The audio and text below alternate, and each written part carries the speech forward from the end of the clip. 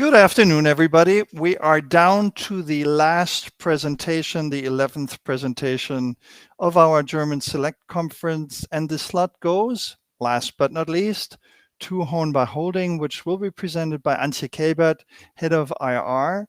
As always, we'll have a 30-minute slot, 20 minutes roughly a presentation, 10 minutes Q&A. If you have questions, like in the presentations before, please use the chat box to enter them, and we will address them during the following Q&A after the presentation.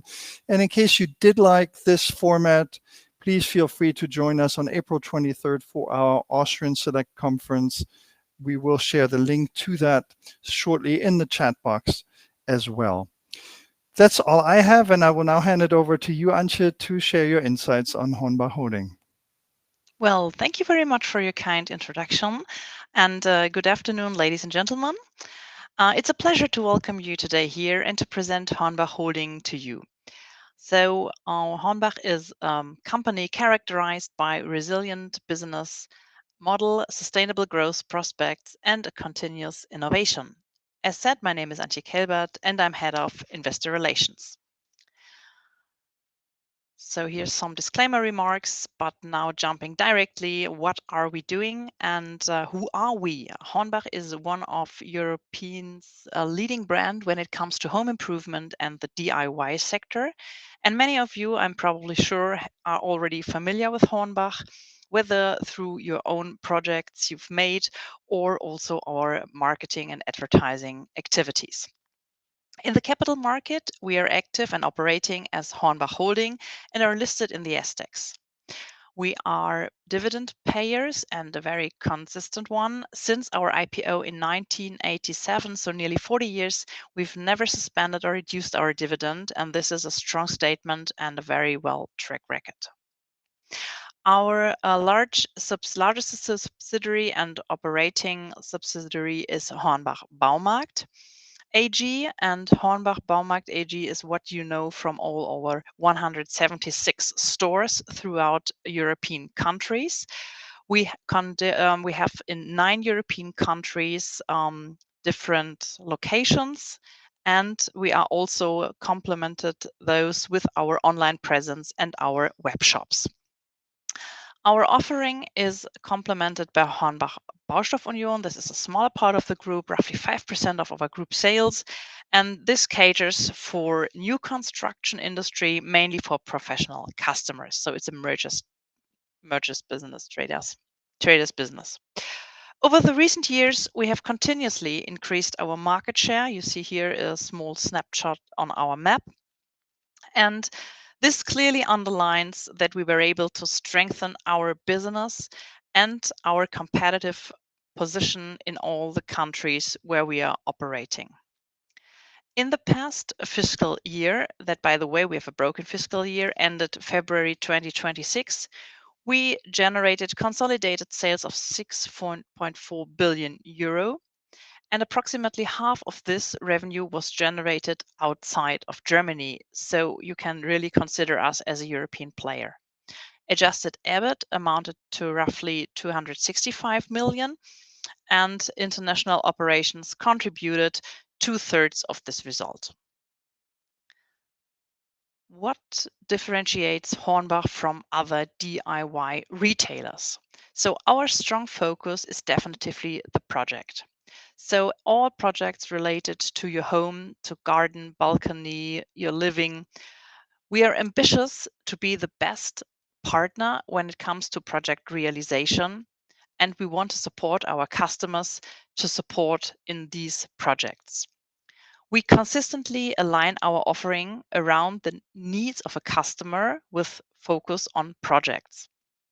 This includes both customer types. So on the one hand, the retail customers, we cater, as well as the professional clients, and you see it on the graph on the right-hand side. Roughly 20% of our clients come from the professional side. So our customers focus on project execution, as already said, and this means to have the right products in the right quantity and to meet also their budget. And this is how we are structured to cater for all those needs. This means we have comprehensive services, we have efficient purchasing processes, and we can also include expert advice. Our stores offer a deep and broad assortment, and as we have the real big boxes we are providing, we have the availability of really big volumes of products available at once without pre-ordering in advance. We operate an industry-leading online platform, so we also enable the customer to design its journey like he wants, online, offline. A key differentiator is definitively when it comes to our everyday low price policy, which we are very strict on. And this helps the customer to be sure that he has chosen the partner that always has the best price. So we are price leaders in all our regions where we are operating. And we also deliberately refrain from promotional discountings. And instead, we have every day the low price at the moment a customer wants to realize a project with us. Our projects and our whole processes are designed to ensure a very seamless, fast, and convenient shopping event for our customer so that they are able to quickly return to their project and their project execution. An example for this is we have drive-in facilities where you can directly take your car, go into this drive-in facility, buy heavy, bulky things, put it in the trunk of the car, and off you go. So this is what our customers really like because it's very efficient. Our offering is further complemented by dedicated professional services, tool rental, financing solutions, and also repair services. I've already mentioned our online offering, and you see here an overview of our key topics on that. Our online offering is part of the whole business. So we call it interconnected retail. So this is a deeply integration of our online channels in the whole business. So it's really a seamless customer journey, and the customer can seamlessly move also during one purchasing event from online to offline. So we support click and collect, we have direct deliveries, whatever is helping the customer to design his shopping experience with us. So he can, for instance, start in a physical store, or even he plans everything online at home on his sofa. We have configurators, so he can prepare his shopping basket. And then when he sees, okay, this is a really big amount and perhaps a professional should have a look, then he could go to the store around and could say, okay, let's discuss, is this the right product, the right glue, the right tile, in order to optimize that. Then he can purchase everything, take it from the store, or get it delivered at home. And if he has ordered some tiles which he does not need, then he can also for sure bring it back to the store. So it's always a shift between online and offline, and we enable that this is a seamless way of shopping.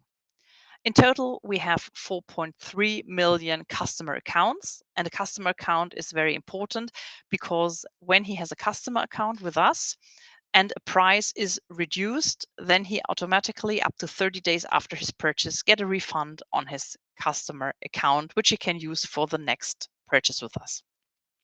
In total, we have more than 350 million visits, clicks on our website, on our web shop. And a lot of different surveys underline that our customers are very happy with our online offering. So we have a very good ranking and rating, which is underlining a very high customer satisfaction. When it comes to efficiency, we have this chart on the left-hand side, and this is showing the sales per square meter. So the first message is, you see, compared to our other German competitors, Hornbach is operating the largest store. So the average store square meters, we are key. And also the sales per square meter is something which is we are really proud because it shows that we are efficiently running our business. So you see, we have also in the last year, we have even increased once again to 2.9 thousand per euros per square meter, which is a plus of 1.9% compared to the previous year. So this is a very efficient thing to run these big boxes, and it underlines that we know what we are doing and we are having the right focus. What is helping here is that we have very good locations that people can easily come to us. We have good parking slots. We have also the online offering, and all together with our good assortment, the availability, and also the advice our experienced customer store staff can give to our customers. This all is showing that we are ahead of the industry. On the right-hand side, you see a long-term graph that shows the development and the growth of Hornbach compared to German GDP and also to our German competitors. So also here, we feel very comfortable with our positioning, and it underlines that we are doing the right things. And here we show that we are very successful in expanding our business. This is what we did in the last fiscal year. So we had some new openings in Romania, in Austria, and also in Germany. And we added around 70,000 square meters of new retail space for our customers and for their dreams and their projects to come true. With this expansion, we are welcoming also 400 new colleagues because, as already said, these stores are really big. And this also means that adding a new store means also adding a small enterprise from the people we are onboarding for such an opening. And these latest successful openings are part of Hornbach's impressive overall track record of organic growth. Not going too deep into detail, but this is the growth path over the company history, where we started to increase the footprint in Germany and then followed the extensive European expansion over a couple of years. And the last country we are now going to expand to is Serbia, where we will see also new store openings probably by the end of 2027. How do we proceed? So first of all, we identify markets and countries with significant potential for DIY business. So people must be very open to do things by themselves. Then we secure attractive locations. As said, location is key when it comes to retail, so that the customer can also come to you. And as a next step, we build a clear network of state-of-the-art DIY stores to broaden our footprint in the respective country. And this strategy has not only made us successful in the past, we are strong believers that this will also function in the future, and we will conduct the same strategy when it comes to getting into the Serbian market. So we see that the Serbian market is offering an attractive growth potential for us. And this is also because of the general competitive situation we see there, because these big box players are probably not there. And we see a good potential to secure market share in that area. As said, earliest by the end of 2027, we will see the first store opening. And in total, we will see a potential for roughly 6 stores in that large catchment areas in Serbian urban centers. We have already secured the first locations, and we will now continuously roll out and proceed to enter the market. And we will not only enter the market by our big boxes, but also will establish an online shop for sure, as we have in each and every of our countries, and also roll out our interconnected retail strategy. What is the general growth tendency where we are established? And I think probably it's very clear. One is the focus on your own home, especially in times where it is uncertain, where there are a lot of wars, geopolitical uncertainty, macro uncertainty. People tend to focus on that area of their life that they definitively can influence by themselves. For instance, their house, their garden. This is the area where they can do something with their hands, and they can also, like a kind of a therapy, come out of this multiple crisis mode by, for instance, going to the garden and doing something outside. So this is very important for our customers. The next thing is, when it comes to energy refurbishment, please keep in mind that we have a really old housing stock throughout Europe and throughout all the countries where we are operating. So they not need a general refurbishment, but in particular energy refurbishment projects. So we are also well positioned to participate from this trend.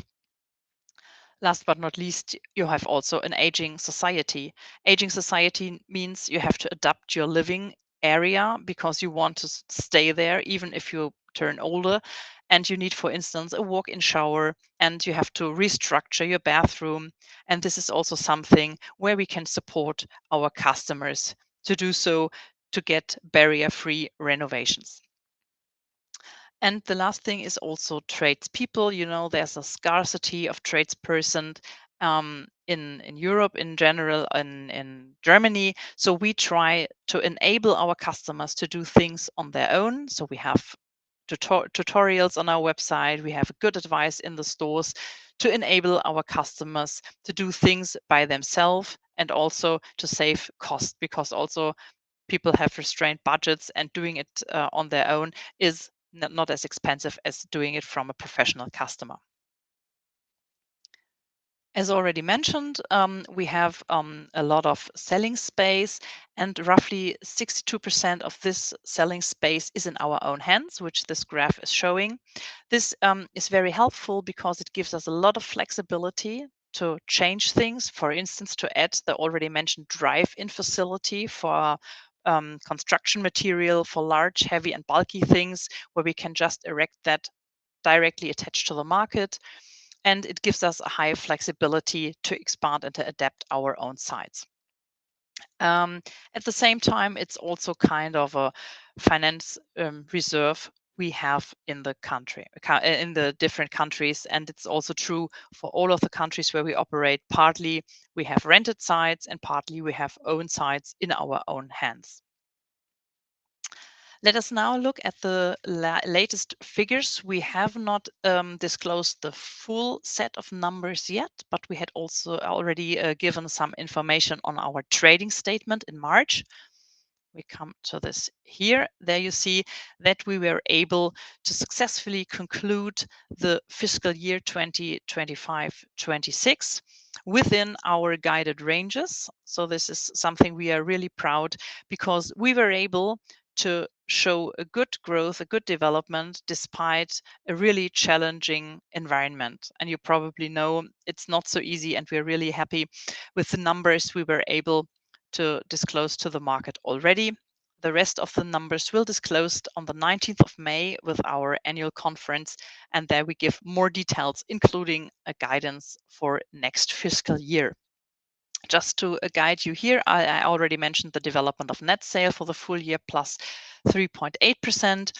What is also important to see is that the like-for-like sales growth. So this means if you only consider the stores that already have been in our group 12 months before, we achieved a growth of 2.4% here.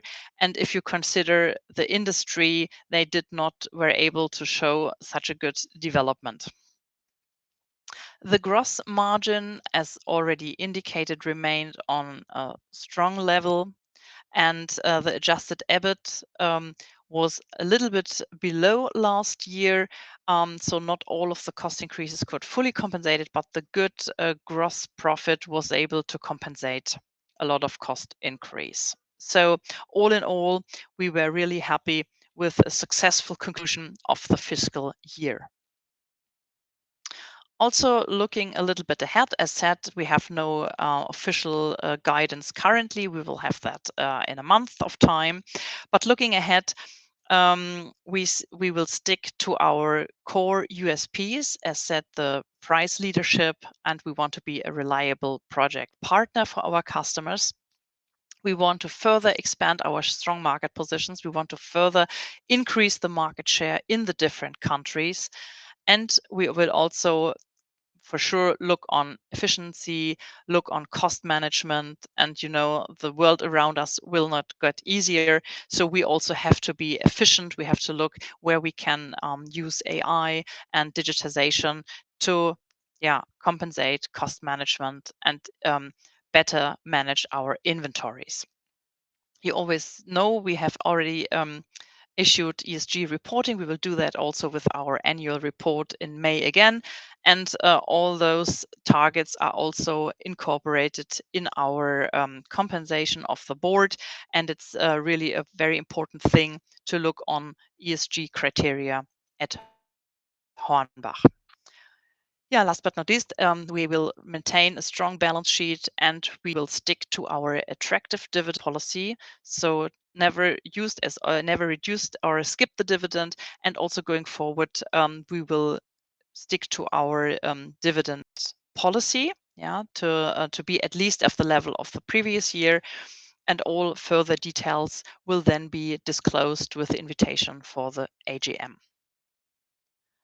I think I'm pretty much in line with our timing, and now open to your questions. Very good. Thank you so much, Antje. We do have a few questions already lined up. Let me start out with the first question, which is regarding the EBIT margin and the EBIT margin development. We've seen EBIT margin peak in the COVID time and era. Since then, it's been hovering around 4.5%, give or take. Do you see any initiatives or any growth that might drive that margin higher? I mean, we see top line growth, but there really hasn't been much leverage on the margin. Or is this a business that will stay around 4.5%? I think the COVID years have been really outstanding. So, this were really outstanding years for our business development. It was kind of a skyrocketing, and also reflected in the EBIT, because our net sales rose tremendously, and we normally would need more people to handle that. And during the pandemic, it was not able to onboard them. So there was a little bit of mismatch of development of this. Later in time, we had more pressure, especially during the times of inflation, when also the demand for wage increases for sure was there, and we have experienced a lot of increases in wage. Also last year, we have seen some further wage increases, but also, as said, onboarded new colleagues, which also increased our staff and our personal cost. Personal costs by far are the biggest block of costs we are confronted with. And for sure, as said, we want to be as efficient with our people as possible, especially in the stores, where we can help our store staff to lift some work from them. For instance, the disposition of articles and so on, where we could use in future more AI, where we could better and more optimal guide our inventories, and to free them from logistic tasks to focus purely on our customers. And I think this is something where we really have some initiatives, and also in our offices and in the administration, we want to be more efficient. I think there are some things we can do, but in general, people are important to Hornbach, because, as you know, you come to a DIY store and no one is there. I think this is key for generating our revenue. Thank you. Regarding your low price strategy, which is of course a unique differentiator, and I guess also helps getting people into your stores, how do you view that strategy in an environment of rising prices and higher inflation? Because on the one hand, competitors are of course increasing their prices, and you might leave some money on the table, especially in that inflationary environment. How do you view that, or do you have any experience with that? Yeah, we have. We had times after the COVID pandemic where, due to this energy price rise, we have seen during the time of the start of the war in Ukraine, and this scarcity of gas and all those discussions, we had also seen a high inflation. And also during that time, we have experienced the pressure that is causing to the price leader. And if you take into consideration how we are doing the pricing, it's not kind of a cost plus pricing. It's that we really scan the market. We look where is the price scheme, and we try to position us on the low end of this price scheme. So for sure, if the general price level is going up, also our price level is going up, but we are not in the driving seats of driving the general prices according to our everyday low price policy. For sure, this is a logical consequence, and yes, it gives some burden, but we also benefit in normal times very much, and we consider that really as an asset because people come to us, and not losing top line is also a very, very important thing because that directly helps us to increase our gross profit. Thank you. I'm sure this is a question that is asked more frequently regarding your real estate portfolio. Is this something that you will keep going forward, or is it something where you could imagine sale and lease back and maybe monetize that more efficiently? Yeah, sure. As already presented, we have currently 62% of our selling expenses in our own hands.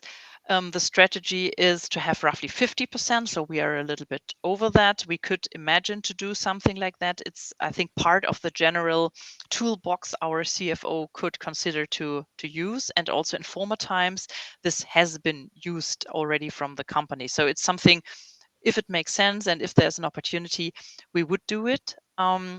Just also from the idea why we are renting the one location and we are buying the other, I think to keep into mind is important in retail to have the right location that very much fits into your existing portfolio is important. So a certain location to have it, this is the key decision.